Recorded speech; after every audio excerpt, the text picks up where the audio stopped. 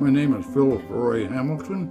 I was born in Bristol, Indiana, in a house, they call it the Old Coss Home. Tell me about the free movies in town. Oh yeah, I'm not quite sure whether they were weekly or monthly.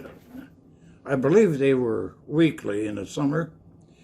A guy by the name of Castleman had a truck with a van-like cube on it. He traveled around showing movies. Well, he had an outside curtain there, and it was down there where Herman's Park is. At that time, they had a conservation cabin there, and they lived right next door to that.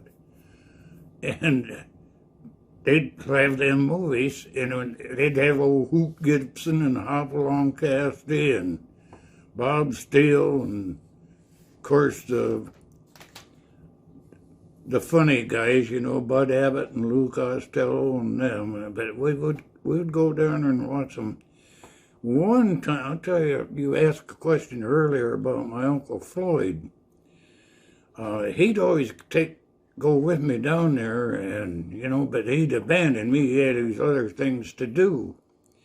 Well, one night, I was staying at my grandparents' house there down on Chapatula, and that was kind of a weird road from the railroad track to the house, because it had these big, tall pine trees and then a bunch of bushes on the other side. And they had one street light down there on the other side of the tracks, you know, on the north side, dim. Anyway, I just had to get home, you know, or get back there. Well, there was no Uncle Floyd around, so I'm going down there, and I get up there, and I seen Floyd walking, okay? And he kind of looked like he thought maybe somebody was back of him, and he'd stop and I'd hide. And we got into the bushes, you know, and pretty soon, boy, he hauled out. He took off, and he got home there, and I followed him, you know, got in later. My granddad was sitting at the kitchen table, and he always had milk and crackers for milk and bread before he'd go to bed. Anyway, he says, I got in there, he says, what in the hell happened with your Uncle Floyd? Said he just come through here like a scalded dog. It scared him, I guess. That's the only thing that ever scared him, I believe. Last two questions. What was your first car? My first car was a 51 Plymouth convertible.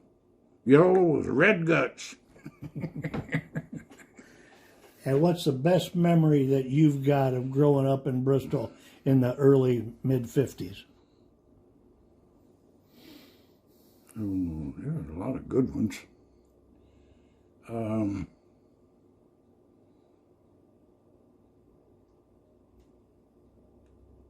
Probably going on a class trip in my senior year in school. Where'd you go? We went to Washington, D.C., but we stopped at Luray Caverns. We took that trip down through there where you would see all the stalagmites and stalactites and etc. That was a nice thing. Oh, okay. Tell me something about sandbirds around Bristol, Indiana. Well, my granddad, Johnson, had a farm over there. He had 15 acres. They had a bunch of sandbirds out in the field, okay, that part of the field that they didn't till. But he had a relation that lived in Anderson, Indiana. It was my grandmother's relatives, brother. They had 3 boys. Well, their memory was that they'd come up here to visit in the summer, you know, and then Eldon and Floyd, my Uncle Eldon and Uncle Floyd, they'd get together, and they said they'd talk them into taking their shoes and socks off, go barefooted. So about the time they done that, one of them would pop the other inside the head, and they'd chase them. They'd take them out in that sandbird patch. Well, they weren't used to the sandbirds, and the Johnson boys were. So that was a thing with the sandbirds. There you go. How about milkweed? Do you have anything about? Well, milkweed? there was milkweed, and like I say, it was kind of ironic that the milkweed was needed and used to make life preservers for the Navy. And they were in abundant supply during the war. They would come in and pick the gunny sacks full of them in the area, in the back of my parents, too. I remember that. And then after the war, they actually disappeared. Very few ragweed, or milkweed. Tell me about the barber. Tell me about Ike Alverson. Oh, Ike Alverson, he had a barber shop, and it was right beside Virgil's grocery store, which is now where the bank is located.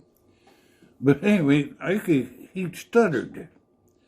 And old Slug Corson and Duffy Wall were in there one time, and I happened to be there waiting to get a haircut, I guess.